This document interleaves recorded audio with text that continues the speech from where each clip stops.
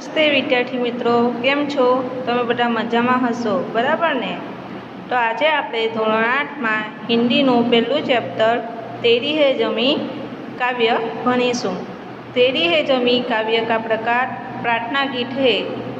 इस गीत को द बर्निंग ट्रेन फिल्म से लिया गया है। तो मैं पहले आपको इस काव्य का पठन करूँगी, वो आप ध्यान से सुनेंगे। तेरी है जमी तेरा आसमान, तू बड़ा मेहरबान तू बख्शिश कर, सभी का है तू सभी तेरे, खुदा मेरे तू बख्शिश कर। इस कविता में कवि ने कहा है कि हे ईश्वर, यह सारी धरती तुम्हारी है और यह आकाश भी तुम्हारा है। जमी यानी कि जमीन, धरती, आसमान यानी कि आकाश, आसमान, गगन। तो कवि कहते हैं कि हे ईश्वर, यह सारी धरती तुम्हारी है और यह आकाश भी तुम्हारा है। तुम बड़े दयालु हो, मेहरबान यानी कि दयालु, तो तुम बड़े दयालु हो। तू बख्शिश कर यानी कि तू हमें क्षमा कर, बख्शिश करना यानी कि क्षमा करना, तो तू हमें क्षमा कर।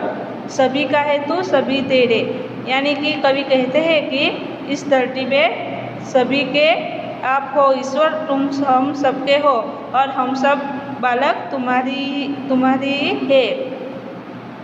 हे ईश्वर तुम सबके हो और सब तुम्हारे हैं। हे ईश्वर तुम हमें क्षमा करना। आगे दूसरा है, तेरी मर्जी से हे मालिक हम इस दुनिया में आए हैं, तेरी रहमत से हम सबने ये जिस्मो जा पाए हैं।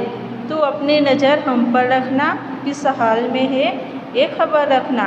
तो आगे कवि कहते हैं कि तेरी मर्जी से मालिक यानी कि तेरी मर्जी यानी कि इच्छा, तो तुम्हारी इच्छा से ही ये मालिक यानी कि ईश्वर को कहते हैं कि हे मालिक, इस दुनिया में हम तेरी मर्जी से ही आए हैं, यानी कि इस दुनिया में हमारा जन्म तुम्हारी इच्छा से ही हुआ है। तेरी रहमत से हम सब ने ये जिस्म जा पाए हैं, यानी कि तेरी रहमत यानी कि कृपा, तो तुम्हारी कृपा से ही हमने ये जिस्म यानी कि शरीर और जाए यानी कि प्राण, जान, तो हमें तेरी कृपा से ही ये शरीर और ये जान हमें मिला है।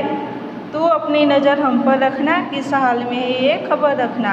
तो तू हमेशा अपनी नज़र हमेशा यानी कि नज़र यानी कि कृपा दृष्टि, तो तुम्हारी कृपा दृष्टि हमें हमारे पर हमेशा रखना। और किस हाल में यानी कि किस स्थिति में है, किस हाल में है, किस दशा में है, ये तुम खबर रखना। तो कवि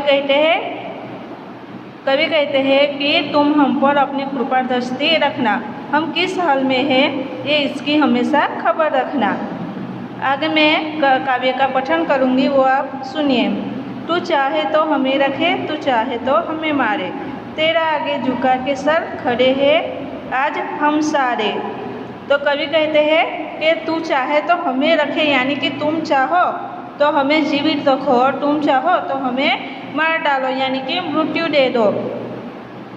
तेरा आगे झुका के सर यानी कि शीश, तो कवि कहते हैं कि हम तुम्हारे आगे सिर झुका के खड़े हैं, यानी कि हम तुम्हारी शरण में है, तो तुम हमें चाहो तो रखो वरना हमें मार डालो, यानी कि हमें मृत्युदंड दे दो।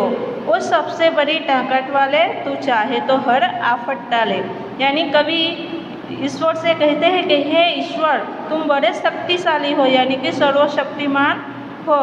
तू चाहे तो हर आफत यानी कि संकट या फिर मुसीबत, तो तू हर आफत को, हर संकट को और टाल सकता है, यानी कि दूर कर सकता है।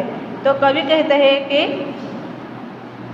इस संसार में तुम सबसे महान और सर्वशक्तिमान हो। तू चाहे तो हमारी हर संकट को, हर मुसीबत को दूर कर सकता है। तेरी है जमीन। तो इस काव्य में कवि ने ईश्वर का गुणगान गाया है, यानी कि ईश्वर को कहते हैं कि हम संकट में फंस जाते हो और उससे छूटने का कोई उपाय नहीं छूटता, तब हम ईश्वर की याद आती है। ईश्वर सर्वशक्तिमान और दयालु है, वो हमें मुसीबत में अवश्य छुटकारा दिला सकता है। तेरी है जमी, इस प्रार्थना में ईश्वर के प्रति ऐसा ही विश्वास प्रकट हुआ है। तो यहाँ पे शब्दार्थ है, जो शब्दार्थ आपको लिखना है, आपके होमवर्क करना है आपको। तेरी है जमी प्रार्थना गीत द बर्निंग ट्रेन से लिया गया है और शब्दार्थ।